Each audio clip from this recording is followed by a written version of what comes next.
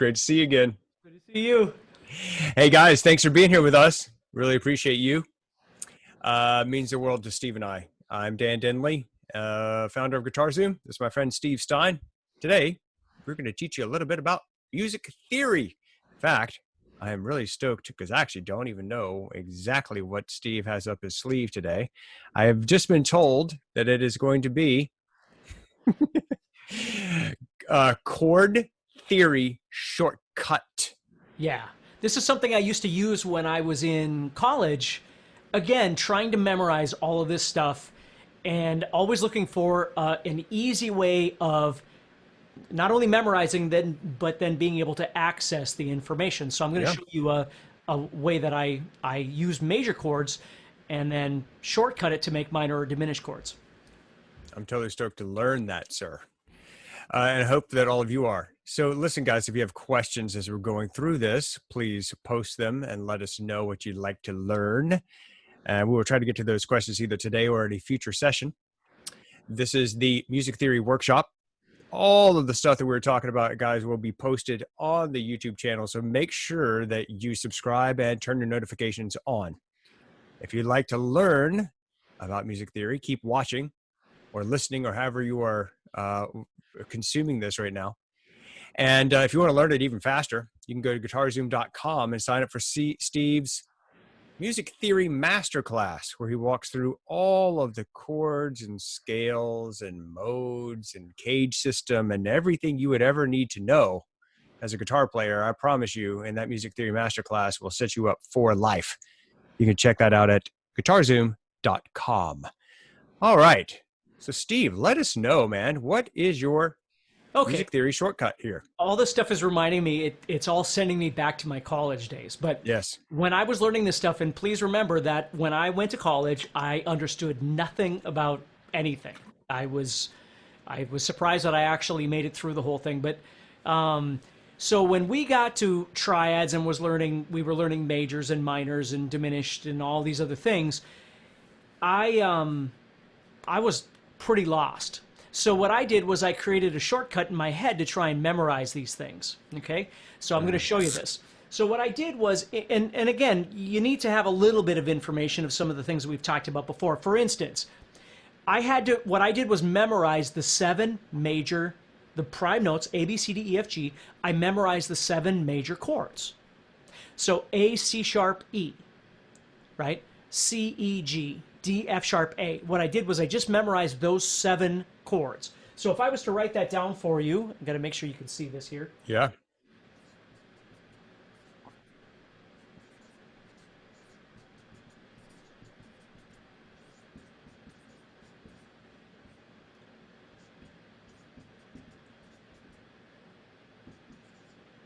Wait, where am I at here?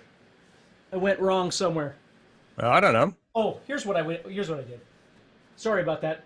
By the way, I love the fact that you just saw the great Steve Stine stop and go, wait a minute.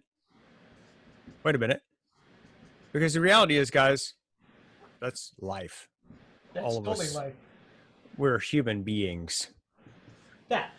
That's what I memorized right there. So please understand that this, I'm not sure if this will be any better a shot for you to see that, but let me try it here. That's better. Yeah, it looks good. Okay. A little slanted, but I can see that. Okay. So what you're looking at now it's not the key of A. You're looking at 7 major chords. So A, C sharp, and E is a major chord. B, D sharp, F sharp is a major chord. C, E, G is a major chord. D, F sharp, A, and so on. So if you remember, we talked about how a major chord is like a major third over a minor third, right? Yes. All of these are just major chords. That's what I did, was I just memorized all of these being major chords. Then Got it. Now I'm not sure. Hang on. Before you move on, let me make sure I understand what you're talking about. So you got A, B, C, D, F, and G up there as a root note of each of these chords, and then each chord is major. You just wrote out the notes of that major chord. Yeah. So A, C sharp, E is the notes of the A major chord. Right. They're not major, minor, diminished, key of G, key of A. These are just 7 major chords. 7 random major chords. Well, maybe not so random. So this is what I memorized. Got it. Okay. And then I told myself if I wanted minor, if I want minor, I flat the third. Okay. So if I wanted, and this again, because sometimes everything isn't in a key. Like you might not even know what key you're in. Right. Or you might be in a situation where the key doesn't really make any sense. Right. So I wanted to be able to access the information quickly. So if I wanted minor, all I would do is take the 7 major chords that I memorized and flat the third, flat the middle note. So if I wanted an A minor chord, I would take the C sharp and make it C. I'm just dropping it 1. That's all I'm doing. Yeah. If I wanted a C minor chord, I'd make the third E flat. C, E flat, G. G, B flat, D. E, G, B. So in any situation for any chord, all I would have to do is flat the third. Now watch this, just so you kind of see this. Let's say I had Let's say I had F sharp, A sharp, C sharp. Now all I did was take the F chord and make F sharp major, right? So because you'll see that G flat isn't on here and D flat isn't, but they can be, okay? This works for any chord. So if I wanted to figure out the F sharp chord, F sharp major would be F sharp, A sharp, C sharp. And if I wanted minor, I'd flat that middle note. I'd get F sharp, A, C sharp. So in my head, all I would do is I would think about either bumping everybody up to make a sharp or moving everybody back to make a flat. So for instance, if I wanted to figure out a G flat chord, well, I know the major chord is G, B, D, so the G flat chord would be G flat, B flat, D flat. And even that is cool enough because if I didn't know the notes of a G flat chord, as long as I know what the G chord is, G major, to make a G flat, all I have to do is add flats on everybody. But if I wanted to now make this G flat minor, I'd have to flat this third, which is going to wind up being B double flat. Okay, now that doesn't make a lot of sense, but again, if you look at it from this perspective, G flat and F sharp are the same note, right? So it's easier to think of this as F sharp, A sharp, C sharp, or if I wanted it to be minor, I'd do that, F sharp, A, C sharp, than it is to think of it as G flat. And this is why when we did the circle of fifths, like when you get into those crazy keys where you get 6 sharps or 7 sharps, nobody plays in those keys. Like nobody thinks of those keys. We try and find an easy way of thinking about this, right? So this isn't wrong. It's just easier to think of it like this than thinking of it like this. Yeah. So all you have to do is take these notes and flat them. Okay? If you wanted diminished,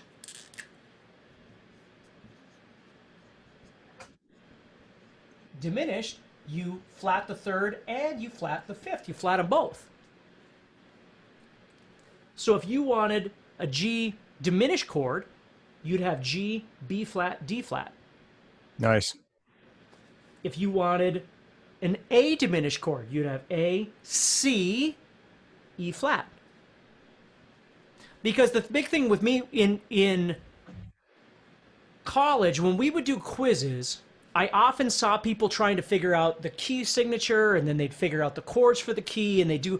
All I wanted to do was get to the answer. I just wanted the answer. So if the question was, what are the notes of a B diminished chord, I wanted to know what they were. I didn't want to have to figure out the key signature to tell me which notes are sharp or flat to figure out what the answer was. I just wanted to find out the answer. So if I wanted a B diminished, it'd be B, D, F. Got it. So that's my little shortcut to try and figure out if you know these and you want any of the sharps, you just move everybody up. And sometimes they're going to look weird, right? I mean, if you wanted, I'm trying to think of a good one because most of those really wouldn't be something practical. Let's say I did E flat. So E flat, G, B flat. I took this E major chord and made it into an E flat major chord. Okay. Moving everybody back one. So if I wanted that to be minor, it's now minor. Because I flatted the third. Okay. Does that If you make want it to be sense? diminished, it's B double flat. Yep. So then what I would do is I would think, well, what's another name for E flat?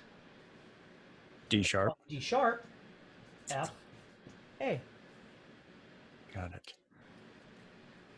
D sharp, F sharp, F double sharp, A sharp, right? Because we have D, D, F sharp, and A. So if we make a D sharp, I have to make this F double sharp, which isn't going to make sense right now, but it will in a Right. second. And then A sharp. So if I want it flat, now it's minor.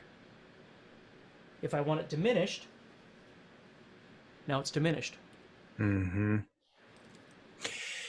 And by the way, guys, just so just as a point of clarity, when he's saying make something flat, what he's saying is you're going to lower it a half a step, which is 1 fret on your guitar.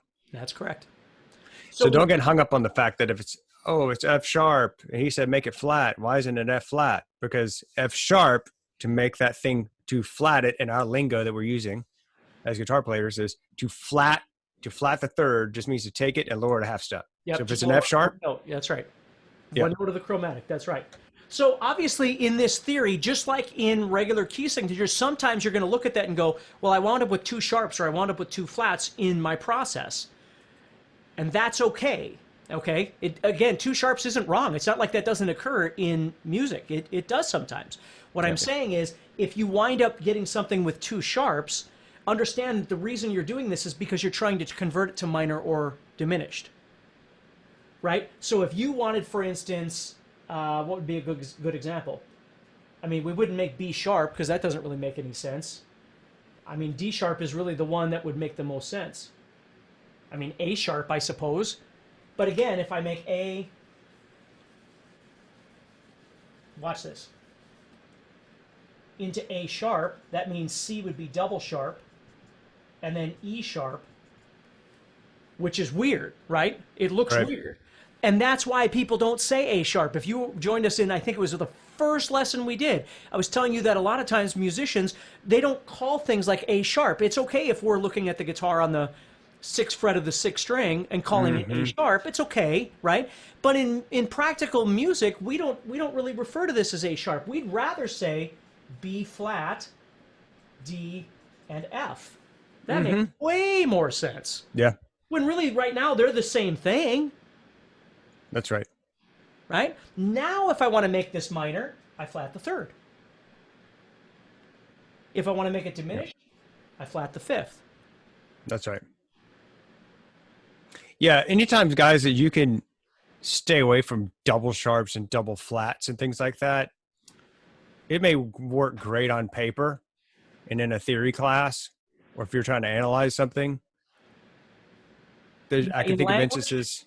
You're going to screw people up saying D double sharp or something like that. No, but no guitarists talk like that. No. Let's And just that's why I'm saying what's nice about this is it shows you the common language. Yes. Like if you were doing A sharp and you wound up with this, you'd go, well, nobody in their right mind would want to say this. It makes way more sense to just convert it to this. And again, you're going to see that in key signatures anyway. I'm just saying this is why musicians refer to it as a B flat. They don't call it an A sharp. That's right. Nobody wants to deal with this. That's right. And this, I mean, this makes way more sense. That's right. So. Yeah. Okay. I get it, man. Yeah. This is super cool. Yeah. So it makes it fast to be able to first of all, memorize all your major chords. And then secondly, be able to make them minor or diminished if you needed to. Certainly minor. I mean, again, in my world, 95% of the time that minor, 98% of the time that minor is way more important than the diminished anyway. But I just wanted to add it since it's that easy to do. That's right. Okay. But then you can start exploring, like again, G sharp. Would we call it G sharp or would we call it A flat? Right? And you can have some fun with this thing. You can go, okay, well, G sharp would be G sharp, B sharp, D sharp, D sharp, which isn't awful, but you could have called it A flat, C, E flat. That makes way more sense. Mm-hmm. Yeah. Again, guys, you'll learn as you learn the rudiments of this theory stuff, and then you learn what enharmonic equivalents are, which is just a big fancy way of saying it's the same note is just labeled 2 different ways. That's right. You'll just learn that certain things are more practical to think of instead of C or G sharp, B sharp. What'd you say? D sharp? Just makes it so much easier to just call it an A flat chord. That's right. That's right. And the nice thing, like I said, is as we talked about earlier at some point, was theory is something that you can't just watch a video and then go, oh, I get it and I'm done and I understand for the rest of my life. Every once in a while, you have to take a piece of paper and you have to write things down. Mm-hmm. Even though you might not be 22 anymore and in high school or college or whatever the case may be, as you get older, like I write down everything all the time. Like I have sheets of things I write down. And it's sometimes I write it down to remember what I'm going to do, but sometimes I write it down because I got to figure it out. Like I got to figure out what my plan is. And as we get older, I think a lot of people forget that it's okay to write things down to figure out the answer. And with this kind of stuff, you can see it and you might be able to understand it, but to really be able to apply it, you have to spend a little time just practicing, just mess around with it, and grab a piece of paper and a pencil and just try it out. That's right. Yeah, and you could take this thing off into the. I'm just thinking, you could take this discussion into seventh chords with the same concept, and absolutely, you sure can. Yeah, very good. That's probably enough for the day, though. Yeah, I think so. Yeah. Yeah, guys, I hope you enjoyed this session. Hope you got something out of it. If you did, we will post this live session on the YouTube channel, so you can go back and watch it. If you're joining us late, don't worry. You can always go back and check that out there. We'll create a nice little tidy playlist for you on the Guitar Zoom YouTube channel so that you can go there and watch all of these in order if you want. If you're into theory and this is helping you, is something you need to feel like you need to get your head wrapped around once for all, definitely check out the YouTube videos. If you want to learn it even faster, I would enroll in Steve's masterclass. It's called Music Theory Masterclass. It's available at guitarzoom.com. It's one of the most highly rated courses, and people just absolutely love it. It's changed some people's lives, actually, because we walk around as musicians always kind of knowing that there's this big, scary monster out there called music theory. Most people are too intimidated to tackle it, and then those who do sometimes walk away discouraged or confused because they're trying to learn like from bits and pieces of you. That was the biggest problem that I see most people have, including myself, which was I had bits and pieces of this knowledge down through the years, but I never had that foundational thing. And it's cool if you want to learn like some rock guitar solos or whatever by pulling something from this guitar player and this guitar player and mashing it up, and you got yourself a guitar solo. But when you want to learn theory, it's really, really a good idea to start like with, this is a note. This note appears on the first string of the treble clef. This is an E, and then to build it up. And that's what Music Theory Masterclass is for, is there for you guys. If you're interested in that, it's available at Guitar Zoom. What do you think, Steve? Yeah, I think that sounds good. All right, brother. Guys, thanks again for being here. Really appreciate you, and hope you'll join us again for another music theory workshop. And until next time, take care, everybody. We'll see you. Stay positive. Keep practicing. Bye, guys. Thanks for being here.